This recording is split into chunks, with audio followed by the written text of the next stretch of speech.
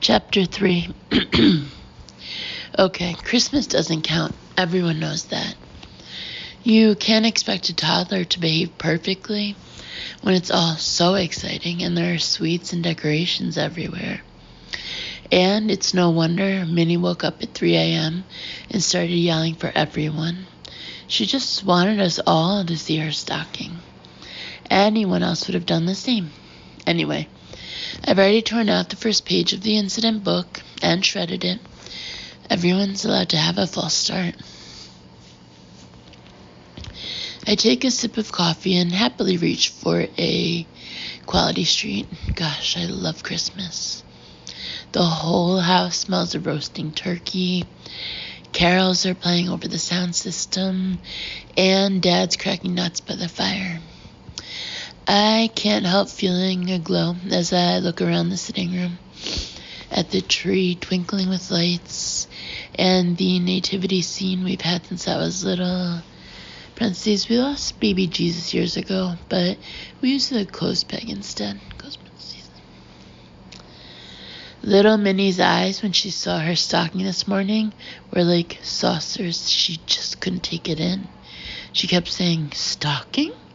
Stocking?" in utter disbelief. "Becky, love," calls Mom. I head into the hall to see her at the door of the kitchen in her Santa apron. Which cracker shall we have at lunch? Novelty games or luxury gifts? What about those ones you got from the German market? I suggest, with the little wooden toys. Good idea, Mom's face brightens. I'd forgotten about those. Yep, I've got the paperwork here. Luke heads past me towards the stairs, talking on his phone. If you could run your eyes over the Sanderson agreement. Yep, I'll be in the office by 3. Just a few things to clear up here first. Cheers, Gary. Luke, I say indignantly as he switches off. Christmas isn't a few things to clear up. I agree, says Luke, not breaking his stride for a second. Then again, it's not Christmas. Honestly, can't he get into the spirit of it? Yes, it is. In Bloomwood World, maybe. Everywhere else, it's December 28th, and people are getting on with their lives. He's so literal. Okay, maybe it's not exactly Christmas Day, I say crossly, but it's our second Christmas.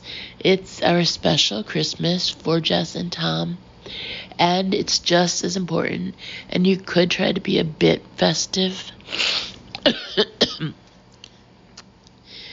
This whole 2 Christmases thing is fab. In fact, I think we should do it every year. It could be a family tradition.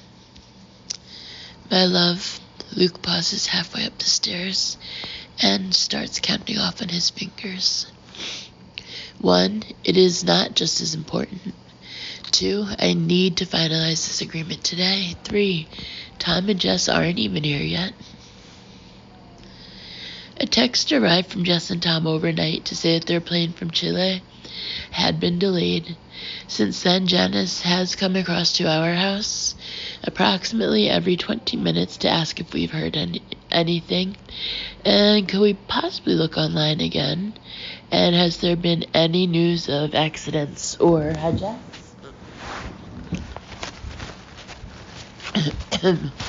She's even more hyper than usual, and we all know why. She's desperately hoping that Tom and Jess have got engaged.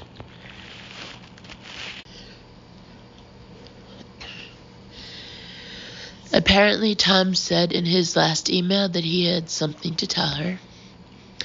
I heard her and Mom talking the other day, and Janice is obviously gagging to hold another wedding. She's got all sorts of new ideas for floral arrangements, and the photos could be in front of the magnolia tree, and it would, quote, excise the memory of that ungrateful little harlot, end quote. Parentheses, Lucy, Tom's first wife, total cow, take it from me, close parentheses. On the same subject, why on earth did Minnie get another stocking this morning? Adds Luke, lowering his voice. Whose idea was that? It was Father Christmas's idea, I say, a bit defiantly. By the way, have you seen how good she's being today? Minnie's been helping Mom in the kitchen all morning, and she's been absolutely perfect. Apart from a tiny moment with the electric mixer, which I won't mention to Luke. I'm sure she is, Luke begins as the doorbell rings. That can't be them. He consults his watch looking puzzled. They're still in the air. Is that Jess? Calls Mom excitedly from the kitchen. Has anyone texted Janice? It can't be Jess yet, I call back. It must be Suze. Arrived early. I hurry to the front door and swing it open, and sure enough, there's the whole Cleese Stewart family, looking like a photo spread from the Toast catalog. Suze is stunning in a black shearling coat, her long blonde hair streaming down. Tarquin is the same as ever in an ancient old barber, and the three children are all gangly legs and huge eyes, and fair isle jumpers. Suze, I fling my arms around her. Bex, happy Christmas. Happy Christmas, calls out Clemmy, sucking her thumb and holding onto Suze's hand. And a happy New-Year, chimes in Ernest, who is my godson, and already has that bony upper-class beanpole look going on. Parentheses, happy New-Year is an old Cleese Stewart family saying, like happy bad day instead of happy birthday. There are so many of them, they should issue a crib sheet, close parentheses. He shoots an uncertain look up at Suze, who nods encouragingly, then extends a formal hand to me as though we're meeting for the first time at an ambassador's reception. I solemnly shake it, then scoop him up in a bear hug till he giggles. Susie, dear, Merry Christmas. Mama hurries into the hall and gives her a warm hug. And Tart, she stops in her tracks. Lord, she glances anxiously at me. Your lordshipness. Please, Mrs. Bloomwood. Tarky has turned a bit pink. Tarquin is fine.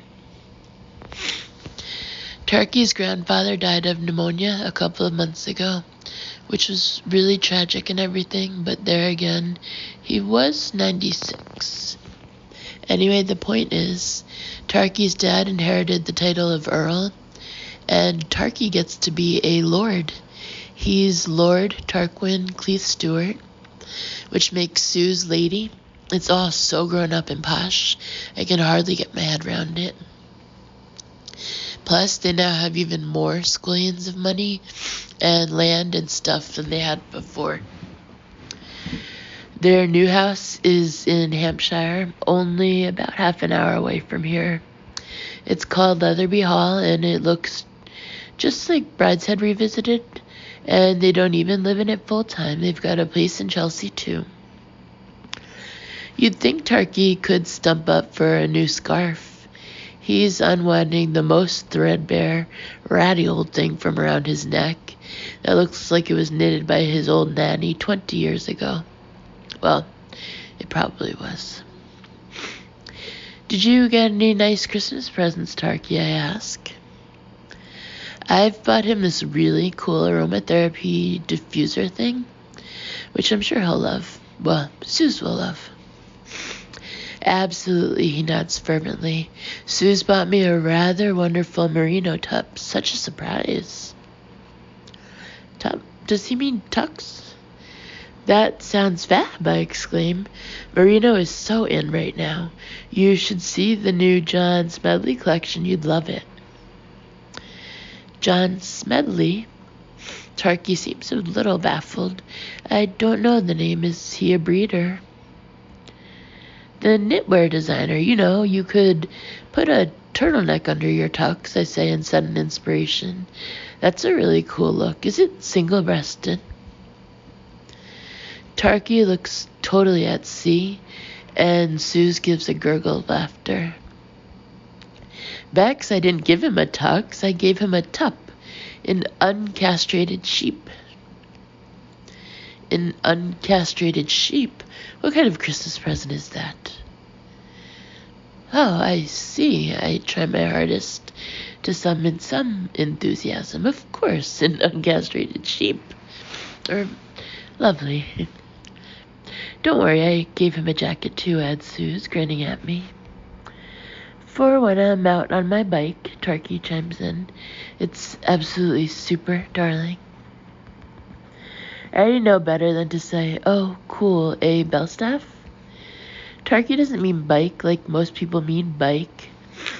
Sure enough, Suze is scrolling through pictures on her phone and turns it to show me a photo of Tarky in a tweed jacket perched on a vintage penny farthing. He's got loads of antique bikes. In fact, sometimes he even lends them to TV companies as props and advises on the way they were ridden in the olden days. Parentheses, the only thing is they don't always listen, and then Tarky sees the show on TV and they're doing it wrong, and he gets all depressed. Close parentheses. Why don't all the children come into the kitchen for some squash and biscuits? Mom is rounding up Ernest, Clementine, and Wilfred like a mother hen. Where's Minnie? Minnie, darling, come and see your friends. Like a fireball, Minnie rockets into the hall from the kitchen, dressed in her scarlet Christmas dress, the sparkly red pom-pom hat, and a pair of pink fairy wings, which she's refused to take off since finding them in her stocking. Ketchup, she cries triumphantly, and aims the bottle at Suze's gorgeous coat. My heart freezes. Oh no. Oh no, oh no. How did she get hold of that? We always put it on the top shelf now, ever since... Minnie, no. I make a swipe for the ketchup, but she dodges me. Minnie, give it to me, don't you dare. Ketchup! The stream of red is streaking through the air before I can even react. No! Minnie! Suze! It's like apocalypse now. I see the whole thing as if in slow motion. Suze gasping and shrinking back, and Tarquin diving in front of her, and the ketchup landing in a massive blob on his barber. I don't dare look at Luke. Give that to me. I grab the ketchup out of Minnie's hand. Naughty girl. Suze, Tarky, I'm so sorry. I do apologize for our daughter's terrible behavior, chimes in Luke, a meaningful edge to his voice. Oh, no problem, says Suze. I'm sure she did it by accident, didn't you, darling? She ruffles Minnie's head. Absolutely, chimes in Tarky, no harm done. If I could just... He gestures awkwardly at the tomato ketchup, which is dripping down the front of his barber. Of course, I hastily take his barber from him. Well dived, Tarky, I can't help adding admiringly. You were really quick. Oh, it was nothing, he looks abashed. Any decent chap would have done it. It just goes to show how devoted Tarquin is to Suze.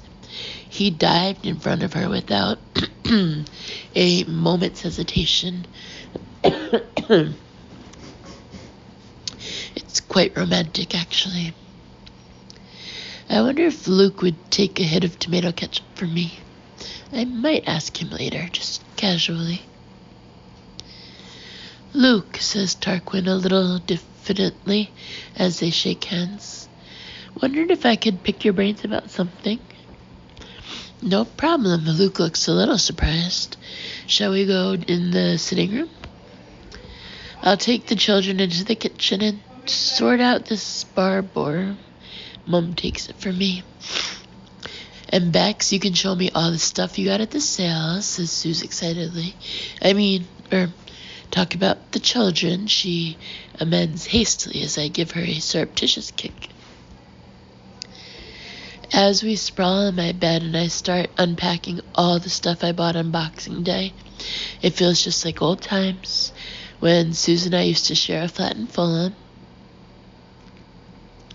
This is what I'm wearing at the christening. I shake out my brand new Russian-style dress.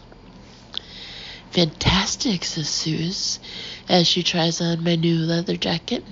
Even better than the picture. I texted Suze a few photos from the sales and she gave me her opinion. And in return, she sent me some photos of her and Tarky grouse beating or pigeon shooting or whatever they were doing.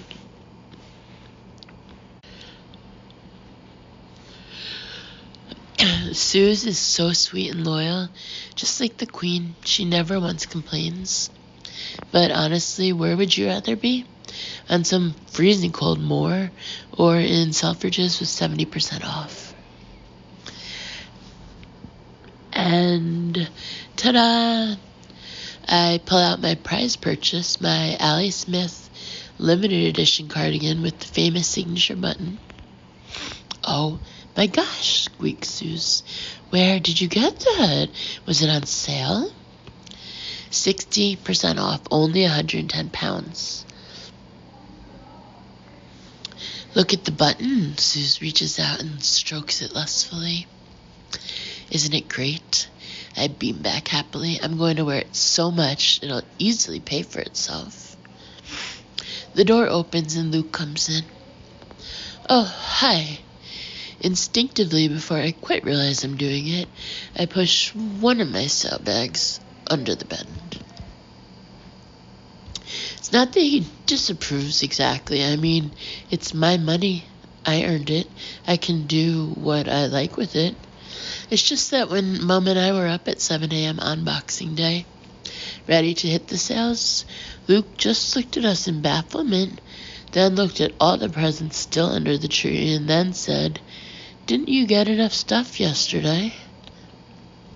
Which just shows how little he understands about anything. Christmas presents and the sales are totally different. They're like different food groups. Bex got the most amazing bargains at the sale, says Suze supportively. Don't you love her new cardigan? Luke looks at the cardigan. He turns and studies me for a moment, then the cardigan again. Then he frowns as if something is puzzling him. How much was it? 110, I say defensively. 60% off. It's designer limited edition. So you've just spent 110 pounds on a cardigan, which is exactly the same as the one you're wearing. What? I glance down at myself in bemusement. Of course I haven't. It's nothing like. It's identical. No, it isn't. How can you say that? There's a short pause. We're both staring at each other as though to say, have I married a lunatic? They're both pale cream. Luke ticks off on his fingers. They both have one large button. They're both cardigans. Identical. Is he blind? But the button's in a different place, I explain. It changes the whole shape. And this one has flared sleeves. They're nothing like each other, are they, Suze? Completely different. Suze nods fervently. It's obvious from his expression that Luke doesn't get it. Sometimes I wonder how someone so unobservant can be so successful in life. And this button's red, adds Suze helpfully. Exactly. I point to the oversized button with trademark Ali Smith crystals. That's the whole point of the piece. This amazing button. It's like a signature.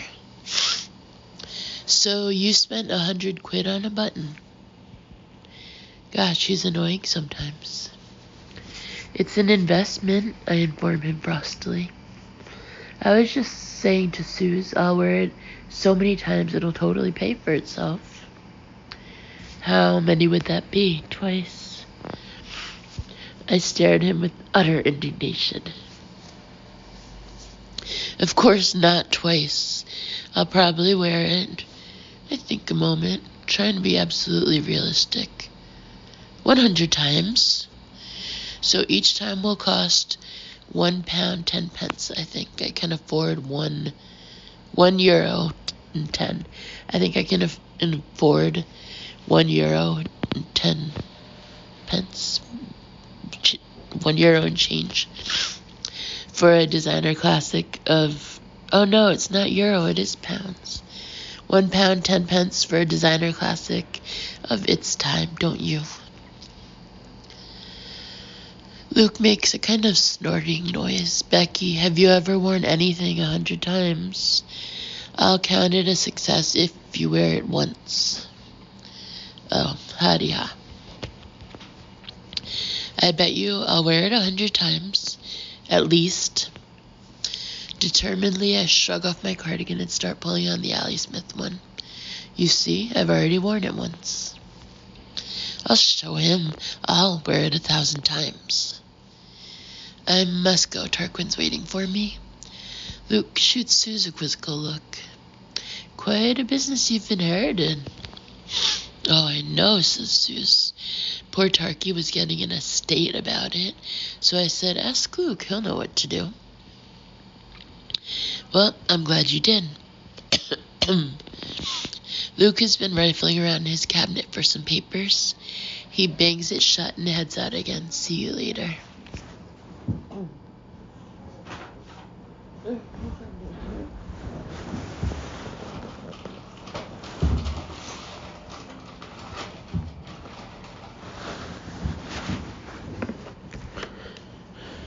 What was that about? I say, puzzled.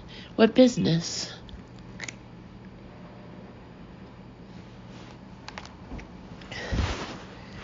Oh, it's this Shetland shortbread thing, says Suze vaguely. It's quite a big deal, and now it belongs to us. Hang on a minute, rewind. You own Shetland shortbread? I stare at her in amazement. Those red tins you can buy in Waitrose? Exactly, says Suze brightly. It's really scrummy. They make it on one of the farms. I'm flabbergasted. What else does Suze suddenly now own? Chocolate hobnobs? Kit Kats? Ooh, that would be cool. I wonder how many free ones she'd get. Maybe a box a year? No, that's ridiculous. It would be at least 10 boxes a year, wouldn't it? After I've shown Suze all my clothes, I pop downstairs and make some coffee and check the children are okay. I come back up to find Suze wandering around the cluttered room and picking over my stuff like she always does. She looks up, holding a pile of old photos, which I've been meaning to put in albums. Bex, I can't believe you're moving out of here at last. It seems like you've been here forever. It has been forever, 2 whole years.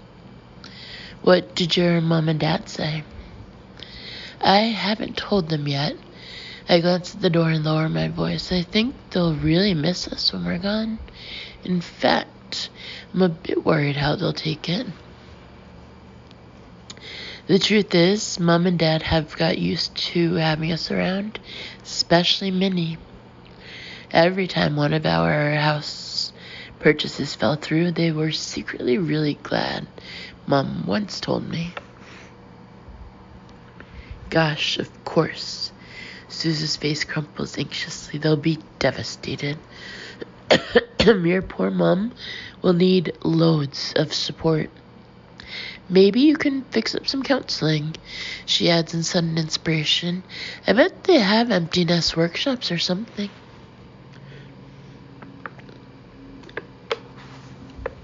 I do feel guilty, I sigh, but we can't stay here forever, can we? I mean, we need our own space. Of course you do, says Sue supportively. Don't worry, your parents will come to terms with it. So come on, show me the house. What's it like? What does it need doing to it? Well, it doesn't really need anything done to it, I confess as I hand her the details. It's been decorated by a developer.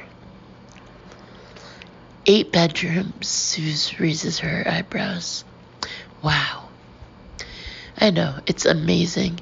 So much bigger inside than it looks. And it's all been freshly painted and everything.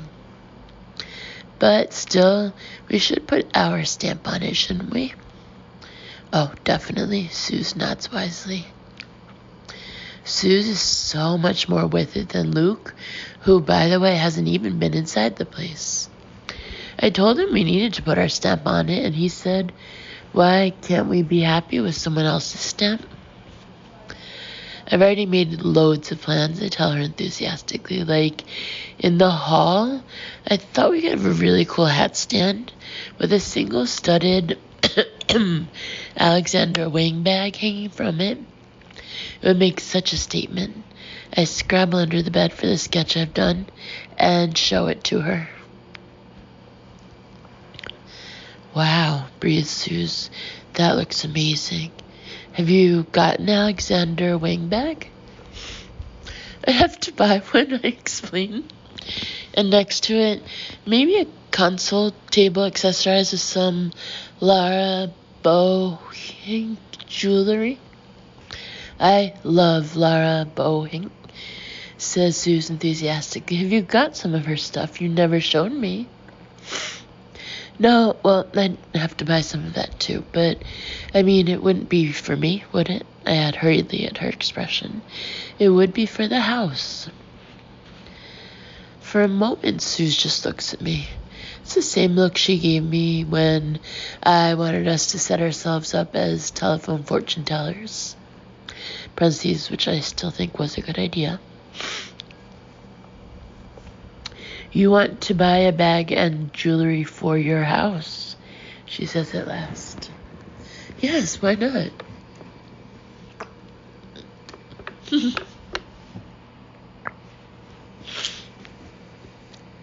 Bags? No one buys a bag and jewelry for their house. Well, maybe they should. Maybe their houses would look better if they did. And anyway, don't worry, I'm going to buy a sofa too. I chuck a load of interiors magazines at her. Go on, find me a nice one. Half an hour later, the bed is littered with interiors magazines. And we're both lying in silence, swallowing in pictures of amazing oversized orange velvet sofas and staircases with built-in lights and kitchens with polished granite mixed with reclaimed wood doors. The trouble is, I want my house to look like all of them, all at once. You've got a massive basement. Susan's looking at the house details again. What's that going to be? Good question. I look up. I think it should be a gym, but Luke wants to store his boring old wine there and do wine tastings. Wine tastings? Suze pulls a face. Oh, have a gym. We could do Pilates together. Exactly. It would be so cool. But Luke's got all this valuable old wine in storage, and he's really excited about getting it out again. That's one thing I'll never understand about Luke. His love of zillion-pound wine, when you could buy a really nice Pinot Grigio for a tenner and spend the rest on a skirt. So, there's one bedroom for you and Luke. Sue's still perusing the details. One for Minnie. One for clothes. One for shoes. Definitely, and one for makeup. Ooh, Suze looks up with interest. A makeup room? Did Luke agree to that? I'm going to call it the library, I explain. But that still leaves 3 bedrooms. Suze lifts her eyebrows significantly at me. Any plans to fill them up? You see, this is why I should have married Sue. She understands me. I wish, I heave a sigh, but guess what? Luke doesn't want another baby. Really? Suze looks taken aback. How come? He says Minnie's too wild and we can't cope with two, and we should just enjoy what we've got. He won't budge. I hunch my shoulders gloomily and flick through an article on antique baths. Could you just jump him? Sue says after a while, and forget to take your pill accidentally on purpose and pretend it was a mistake. He'll love the baby when it arrives. I can't pretend this idea hasn't crossed my mind secretly, but I just couldn't do it.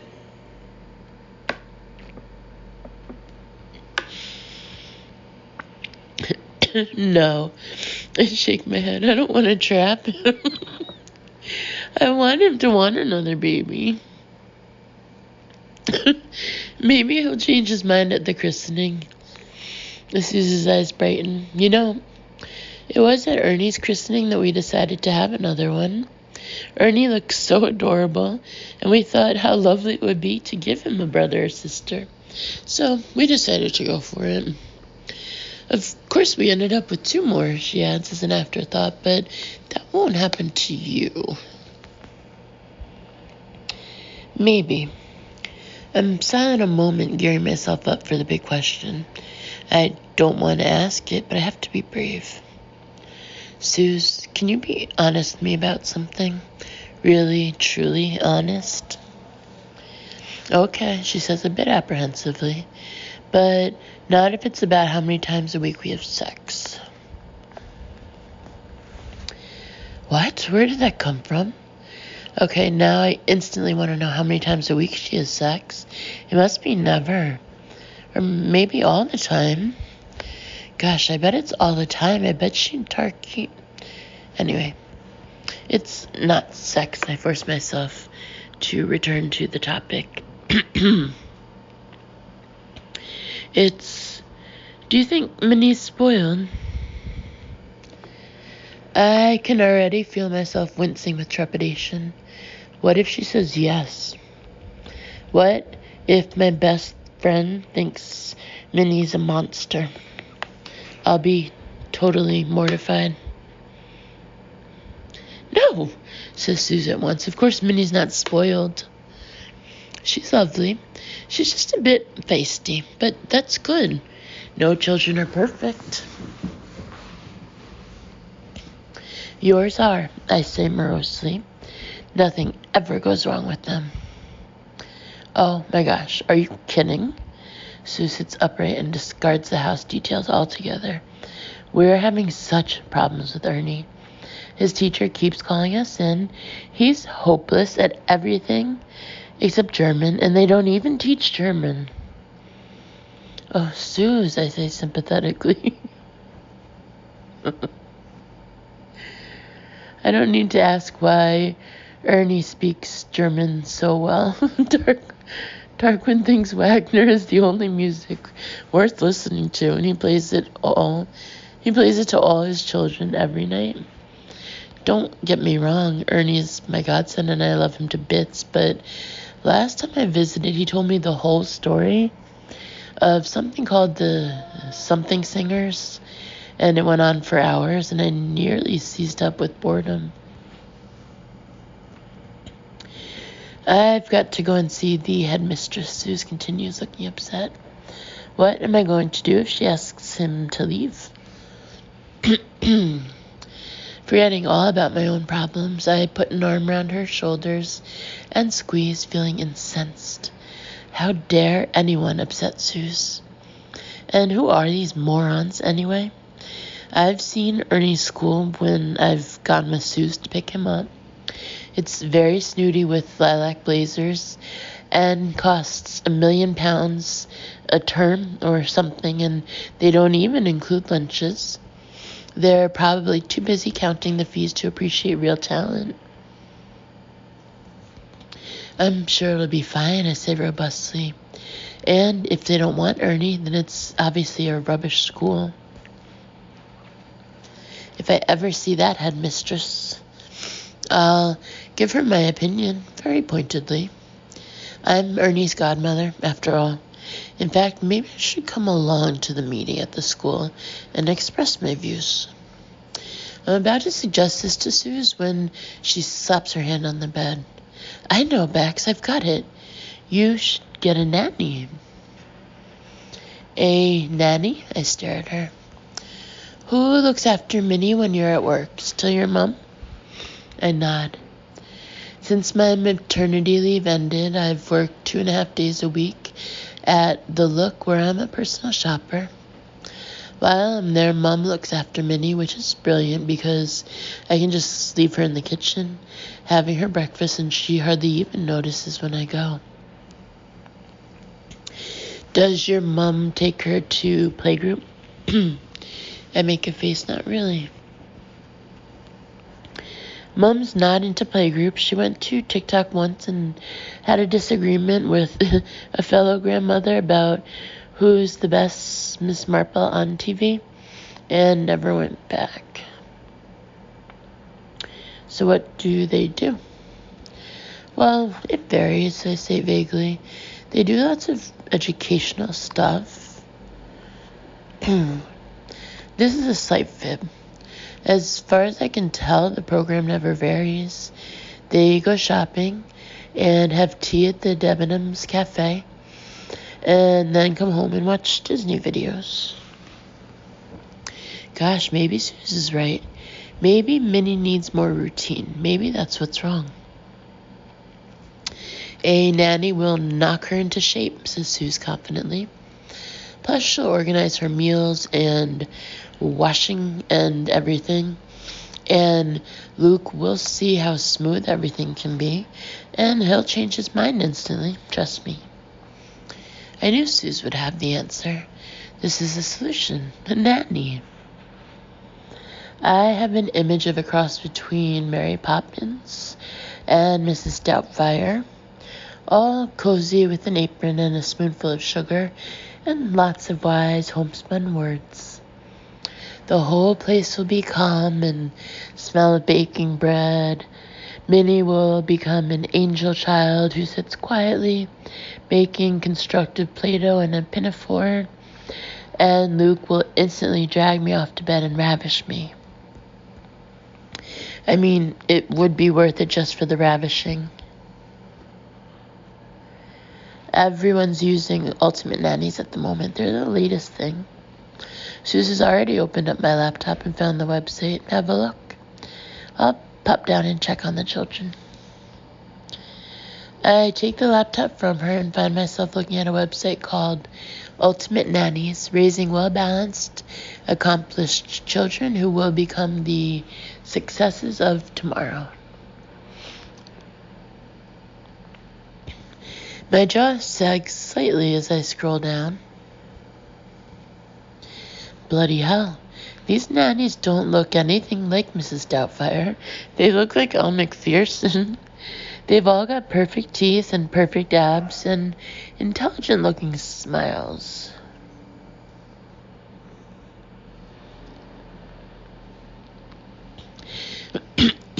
Our modern trained nannies are loving, trustworthy, and dedicated. They will take full control of your child's routine and cook a balanced menu. They will stimulate your child's development physically, emotionally, and intellectually. Ultimate nannies are highly qualified in child nutrition, safety, cultural enrichment, and creative play. Many are fluent in French/Mandarin and or offer instruction in music, Kumon maths, martial arts, or ballet. I feel totally inadequate as I scroll through pictures of smiley girls with long shiny hair, cooking vegetable risottos, bouncing balls in the garden, or dressed up in judo kit. No wonder Minnie has tantrums. It's because no one's doing martial arts or making sushi with her. All this time I've totally deprived her. Suddenly making jam tarts in the kitchen with Mom seems totally lame. We don't even make the pastry ourselves. We get it out of a packet. We have to hire an ultimate nanny as soon as possible. The only thing is, tiny point, do I want some shiny-haired girl dancing around the place in her tight jeans and sushi-making apron? What if she and Luke really hit it off? What if he wants martial arts lessons too? I hesitate for a moment, my hand hovering over the mouse pad. Come on, I have to be mature here. I have to think of the benefits to Minnie. I have to remember that I have a loving, faithful husband. And that last time I thought he was playing away with a shiny red-haired girl whose name I won't even deign to remember. Parentheses, you see, Venetia, that's how little you mean to me. Close parentheses. I'd got it all wrong. Plus, if the nanny is really sexy and swishy-haired, I can arrange her hours so Luke never sees her. Seized by determination, I fill in the form and press send. This is the answer. Bring in the experts. The only person I'll have to talk round is Mom. She's not keen on nannies, or daycare, or even babysitters. But that's only because she watches too many real-life dramas about evil nutcase nannies. I mean, not every nanny can be a stalker impersonating a dead woman with the FBI on her tail, surely. And doesn't she want her grandchild to be accomplished and well-balanced? Doesn't she want Minnie to be a success of tomorrow? Exactly. I head downstairs and find Suze with Luke and Tarquin in the sitting room. There's an empty coffee pot and a massive amount of paperwork on the table. They've obviously been hard at it. You have to think of Shetland shortbread as a brand, Luke is saying. You're sitting on something that could be a huge global success, but you need to raise its profile. Find a story, a personality, a USP, an angle. Establish your brand values. He looks all fired up and enthusiastic, the way he always does when he can see potential in a new project.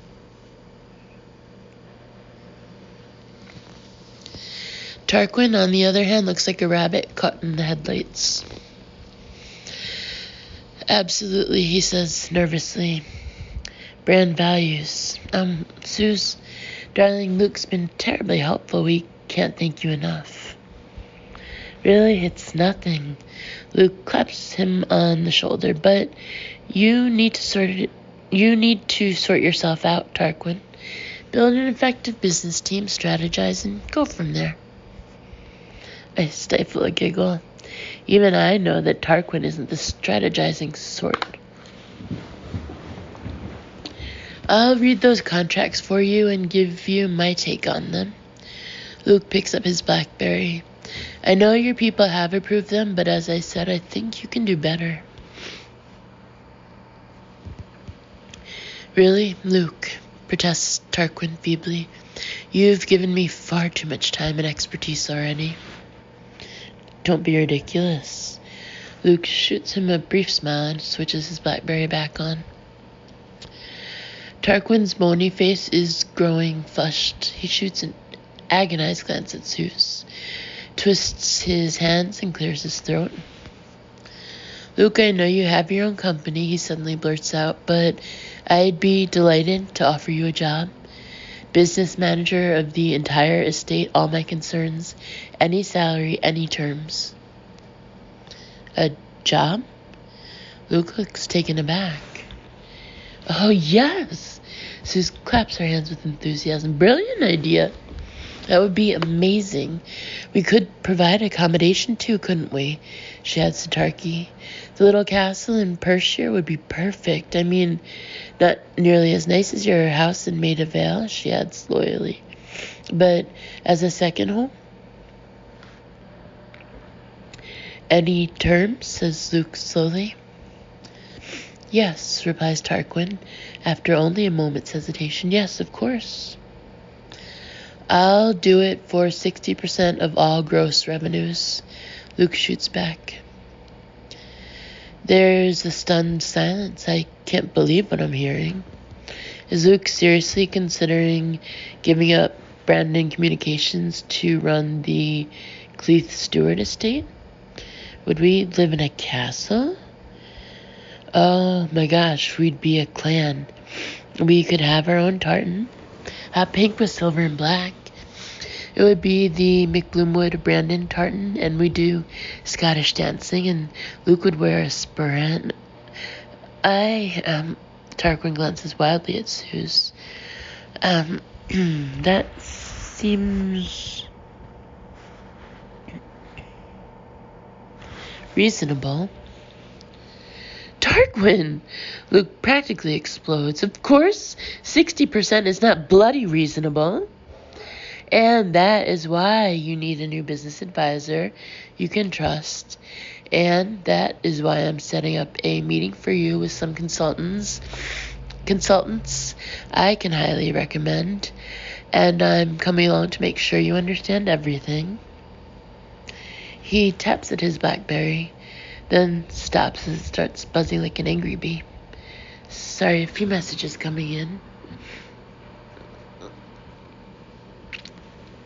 He peers at the screen, his face jolts in surprise, and he taps something back. I knew Luke would never really say yes. Suze makes a rueful face at me. He'd never abandon his business.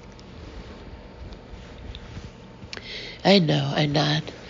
Although secretly I feel a bit let down. I'd already mentally moved into a Scottish castle and called our second baby Morag. Well, you must please let me buy you a titchy, Tarquin is saying to Luke in those posh, stilted tones of his. Or lunch, or could I offer you a weekend's shooting, or a summer in our house in France, or... Jesus Christ, Luke suddenly says in a low voice. He seems stunned by whatever he's reading on the BlackBerry. What? I say, alert. What is it? Luke looks up and for the first time seems to realize that we're all watching him. Nothing. He puts on the smooth smile, which means he's not about to discuss it. Becky, I must go. I'll be late tonight, I'm afraid. You can't go, I say in dismay. What about our second Christmas? What about Jess and Tom? Give them my love. He's already out of the room. What's up? I call after him. What's the crisis? But he doesn't answer, and a moment later, I hear the front door bang. Who's that at the door? Mom's voice travels down the hall. Is somebody there? It's only Luke, I call back. He's got to go into work. There's been an emergency. No, it's not. I can hear the front door opening and Dad's voice raised. Jess, Tom, welcome. Jess is here? Oh my gosh. I hurry into the hall, followed by Suze, and there she is, as tall and thin and toned as ever, with a deep tan and cropped hair bleached by the sun, in a gray hoodie over faded black jeans. Becky. She hugs me, dropping her mammoth rucksack. Good to see you. We just saw Luke rushing off. Hi, Suze. Welcome back. Hi, Tom. Has anyone texted Janice? Mom hurries out of the kitchen. Does Janice know? I'll call over the fence, says Dad, much quicker than sending a text. Quicker than a text, retorts Mom. Mom, nonsense. Texts are Instagram. It's called modern technology. You think you could send a text more quickly than I could call over the fence, replies Dad scoffingly. I'd like to see you try. By the time you get your phone out, by the time you've walked across, I'll have sent the text. Mom's already whipped her phone out. Janice! Dad yells as he hurries across the drive. Janice! Tom is here. You see? He calls back triumphantly to Mom. Good, old-fashioned instant communication. The human voice. I had forgotten what your parents are like, says Tom, in an amused undertone to me, and I grin back. He's looking good. Edgier than before. Unshaven and lean around the cheeks. It's as though he's finally grown into his face. Plus, he's chewing gum, so the breath isn't an issue. Jane, he adds, I'm heading home anyway, so you really don't need to text my mom. Mom ignores him. You think texts are quicker, don't you, Becky, love? She says firmly as she taps at her phone. You tell your father to stop living in the dark ages. But I don't reply. I'm too transfixed by Jess's left hand as she undoes her hoodie zip. She's wearing a ring on her fourth finger. Okay, it's not exactly a Cartier solitaire. It's made of bone or wood or something with what looks like a tiny gray pebble set in it. Still, it's a ring on her engagement finger. I catch Suze's eye, and she's obviously noticed it too. This is so cool. Another family wedding. Minnie can be a bridesmaid. What is it? Mom looks alertly from Suze to me. What are you... Oh, she suddenly clocks the ring too. Tom has disappeared and Jess is bending over her rucksack, oblivious of us.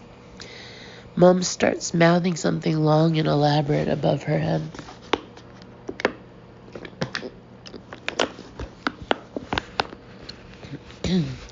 She repeats it several times, looking frustrated that we can't understand. Then she starts gesturing, and I get a fit of the giggles.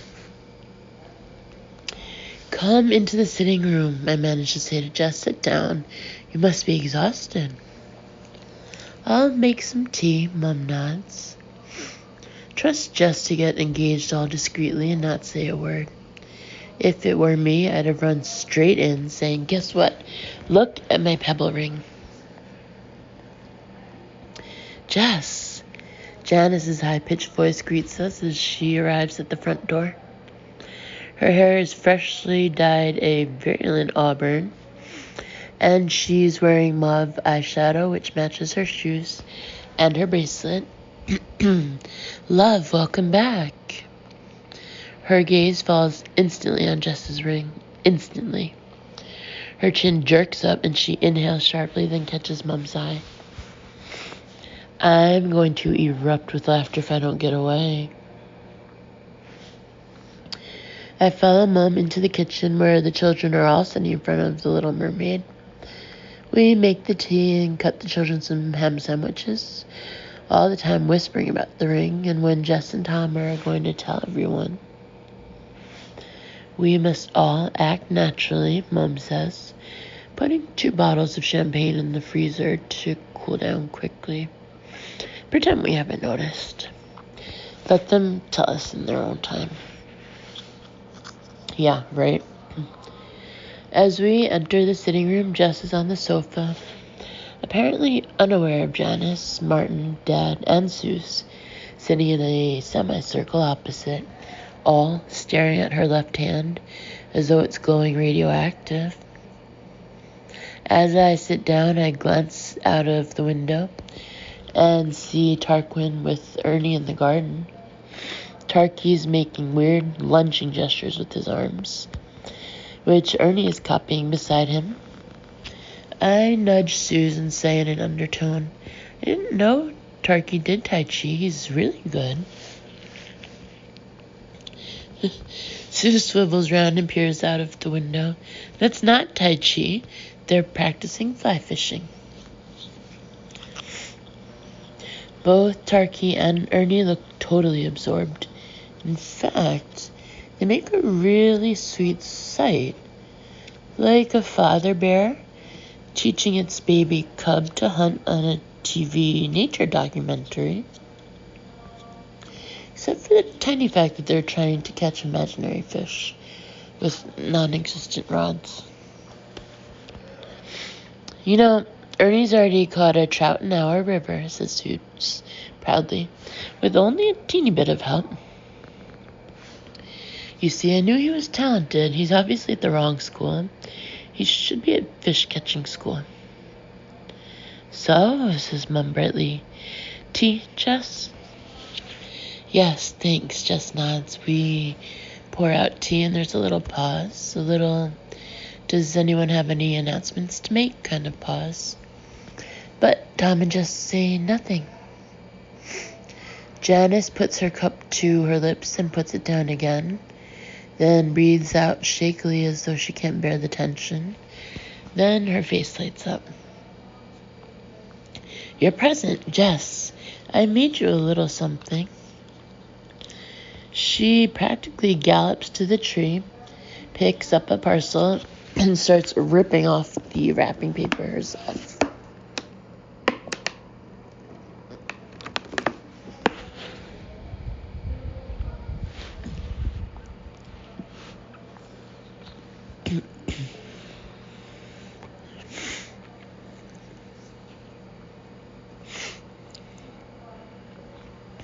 Homemade honey hand cream, she says breathlessly. I told you I've started making cosmetics, all natural ingredients. Put some on. Janice thrusts the hand cream at Jess. We all watch, mesmerized, as Jess takes the ring off, applies hand cream, then puts the ring back on without saying a word. Nice try, Janice, I feel like saying. Good effort. It's great, Jess sniffs her hand. Thanks, Janice. Good for you making your own. We've all got you eco things, love, says Mum fondly. We know how you are with your chlorine dyes and your natural fibers. It's been quite an education for us, hasn't it, Becky? Well, I'm glad. Jess takes a sip of tea. It's amazing how Western consumers are still so misguided. I know, I shake my head pityingly. They have no idea. They'll fall for anything with the word green in it. Jess shakes her head. There's apparently some vile, irresponsible company that sells yoga mats made of toxic computer parts, trying to peddle them as recycled. Guatemalan kids are getting asthma making them. She bangs the sofa with her hand. How can anyone be stupid enough to think that's a good idea? Gosh, yes, I swallow hard. My face hot, not daring to look at Mum. What total, utter morons they must be. Actually, I'll just tidy up the presents a bit. Trying to look casual, I head towards the Christmas tree and shove the Guatemalan yoga mat behind the curtains with my foot. That's the last time I'll believe that so-called bloody green catalog. They said they were helping people, not giving them asthma. And what am I going to give Jess now? My present for you hasn't arrived yet, I say to Jess as I resume my seat. But it's potatoes, a great big sack. I know how much you like them. And you can use the sack afterwards as organic, recycled luggage. Oh, Jess looks a bit taken aback. Thanks, Becky. She takes a sip of tea. So, how are preparations going for the christening? Brilliantly, thanks. I seize on the change of subject with relief. The theme is Russian. We're going to have blinis with caviar and vodka shots, and I got the most gorgeous dress for Minnie to wear. Have you decided about middle names yet? Mum chimes in. Because Reverend Parker was on the phone yesterday asking.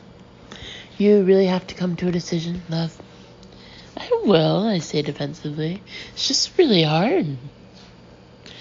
We couldn't quite choose Minnie's middle names when we went to register her birth. Prince's okay. The truth is we had a slight argument. Luke was totally unreasonable about Dior. and Temperley. And no way was I agreeing to Gertrude, even if it is from Shakespeare, close parentheses. So we just put her down as Minnie Brandon and decided we'd finalize the other names at the christening. The trouble is, the more time goes by, the harder it gets, and Luke just laughs whenever he reads my choices and says, why does she need any middle names anyway?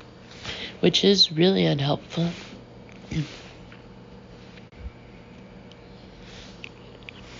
So, do you have any news, Tom? Janice blurts out in sudden desperation. Has anything happened? Anything to tell? Big, small, anything?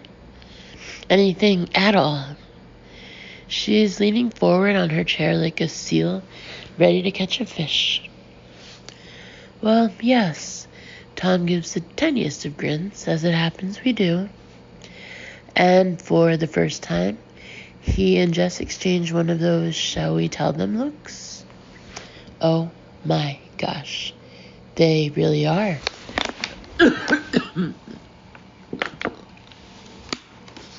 They're engaged.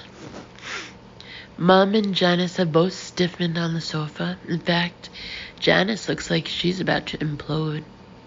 Suze winks at me and I grin back happily. We'll have such fun. We can start buying brides and I'll help Jess choose her wedding dress. And she's not wearing some dreary old recycled hemp thing, even if it is greener. Jess and I would like to announce, Tom looks happily around the room, we're married.